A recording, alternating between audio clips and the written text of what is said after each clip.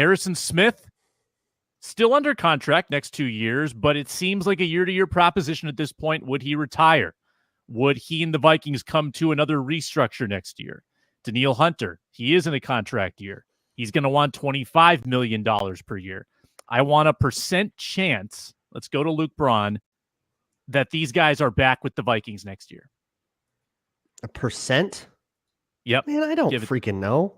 Give it to me. 90. It doesn't matter. Hey, 0, just an A. I know your know. resolution was to have less takes in 2024, but not today. Today you need that's takes. right. So here's with Harrison Smith, I don't know. It kind of feels like doesn't have enough nicknames already.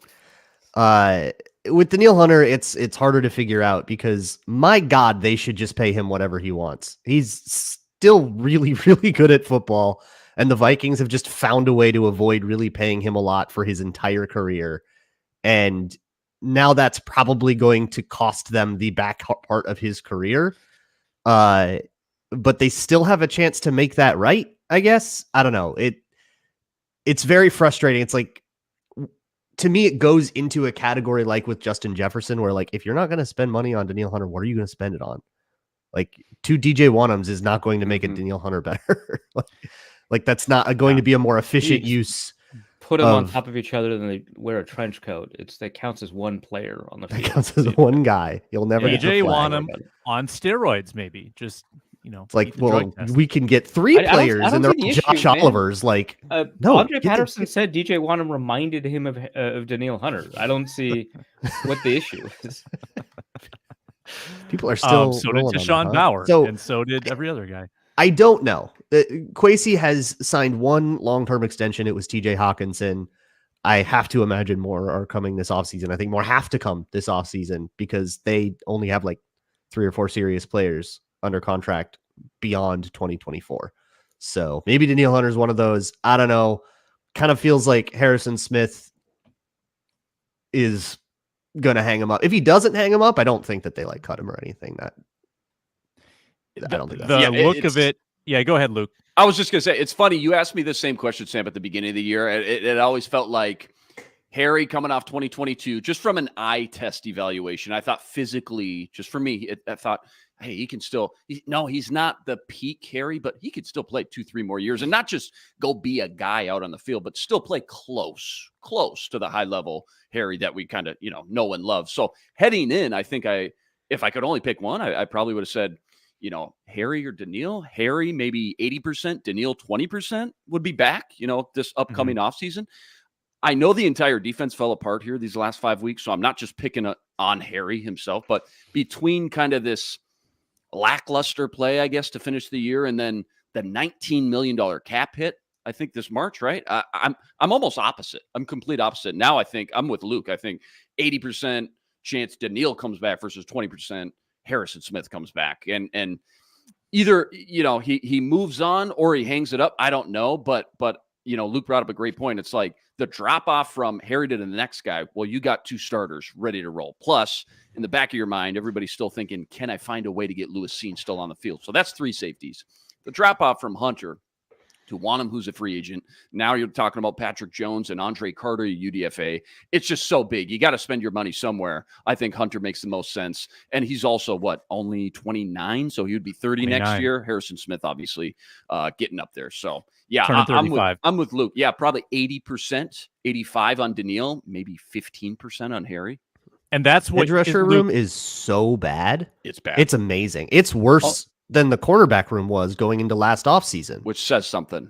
Right. And they had 2 dudes under contract. That's a really bold statement. There's 3 guys under contract last year, and one of them was Cam Dantzler. Now they have 1 guy under contract. It's crazy. Patrick Jones and Andre Carter starters. Which is less than 2. Dude, sorry, one's Andre Carter. I think it's an important piece of context to the conversation. If the Vikings re-sign Danielle Hunter, that gets them potentially $14.9 million of void cap space off their books. There is about $15 million in free cap space that they get for Danielle Hunter and nobody else. They have an enormous incentive to sign this dude, right? Like obviously whatever that they sign him for will have to include that $14.9 million guaranteed in there somewhere. That doesn't bother me at all. He would get way more than that anywhere anyway. So that I think is an important piece of context of this conversation, is that there's a void hit that is not being accounted for in the $37 million of cap space that they have right now.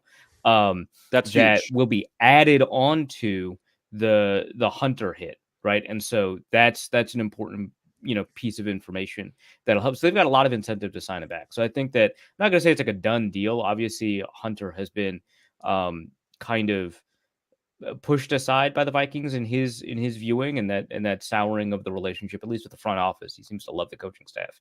The souring relationship with the front office may have an impact here, but I do think that the odds are really high.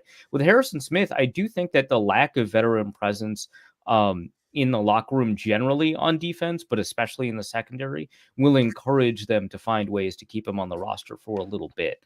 The fact it's basically just Byron Murphy, right? Like that's the only true many-year veteran that they have. Otherwise, they're going to be relying on like a Caleb Evans to provide. That's not happening. It's probably Josh Metellus, if we're being honest. Pro Bowler. But like that's a young room, and NFL teams have done that before. But given the veteran turnover the Vikings had last year on defense, I think they're going to try to hold on to these guys, even if somebody like Harrison Smith is a little bit slower. So I think that I wouldn't go as low as 15%. I think that they're going to do quite a bit to try and get Harrison Smith back in Minnesota for at least one more year before he retires. I would say at least 40%. I have 45% on Harrison. I wouldn't be shocked if he stepped away. He mentioned before in April that he'd had retirement thoughts. He has already diminished his value by taking a lot less money, and he would probably have to do so again. I don't know if we know exactly how his contract looks next year, but over the cap says he has no guaranteed salary, so they basically be renegotiating from scratch, and he hasn't done a lot to suggest he deserves a raise from this year. I'm honestly stunned at your guys' optimism about Danielle. Like, we'll get Ron Johnson's take on this in a second. I think it's 20% that he's back. Do you think that after 3 years of being denied an extension, that he's going to play ball with the Vikings when he's got the open market out in front of him? I think he's gone. I think I've seen so many players on so many teams frustrated and denied by a front office that seemingly doesn't respect them, and then they sign an extension with that team. Lamar. Money talks, man. Yeah. Money talks. Exactly. Yep.